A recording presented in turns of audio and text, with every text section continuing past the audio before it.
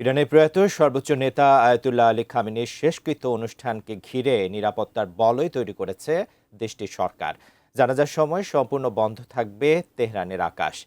এরই মধ্যে সকল প্রস্তুতিও সম্পন্ন হয়েছে।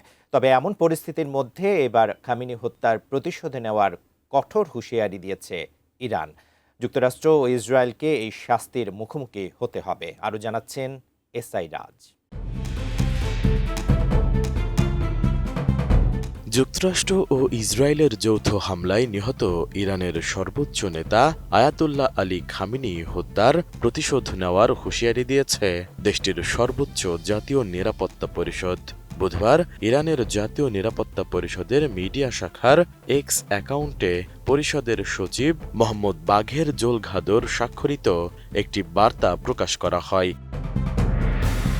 প্রকাশিত ওই বার্তায় বলা হয়েছে, আয়াতুল্লাহ আলী খামেনি এবং ইরানের প্রত্যেক শহীদদের রক্তের প্রতিশোধ নেওয়ার ফাইল এখনও খোলা রয়েছে। এই অপরাধের জন্য দায়ী পরিকল্পনাকারী ও অপরাধীদের বিরুদ্ধে প্রতিশোধ নেওয়া হবে এবং সেই সময় খুব বেশি দূরে নয়। উন্নত মানের কাঁচামাল আরআইএল অ্যাঙ্গেল এন্ড চ্যানেল। এখন কাঠের দিন শেষ, আরআইএল-এর বাংলাদেশ।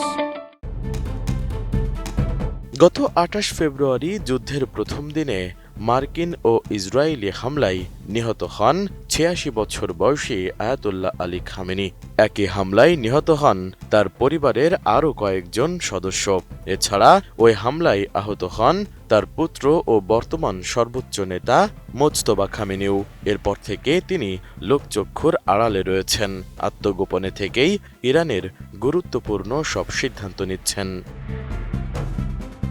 এদিকে দীর্ঘ ৪ মাস পর আয়াতুল্লাহ আলী খামেনির জানাজা ও শেষকৃত্য অনুষ্ঠানকে কেন্দ্র করে রাজধানীর তেহরান, কোম ও মাশহাদ শহরে ব্যাপক প্রস্তুতি নিয়েছে ইরান সরকার।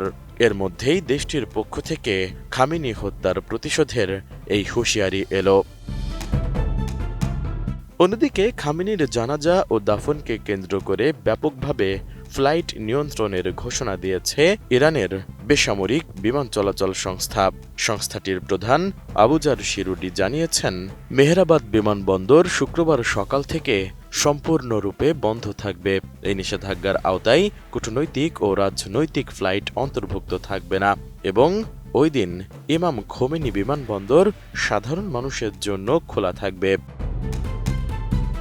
আবুজার শিরুডি আরও বলেন, ৪ ও ৫ জুলাই তেহরানের মেহরাবাদ ও খোমেনি বিমানবন্দরে সীমিত কার্যক্রম চলবে। তবে ৬ জুলাই মূল জানাজার সময় তেহরানের আকাশপথ সম্পূর্ণ বন্ধ থাকবে এবং রাজধানীর প্রধান এই দুই বিমানবন্দর থেকে কোনো ফ্লাইট চলাচল করবে না। সর্বশেষ ৯ জুলাই মাশহাদ বিমানবন্দরের কার্যক্রমও স্থগিত থাকবে।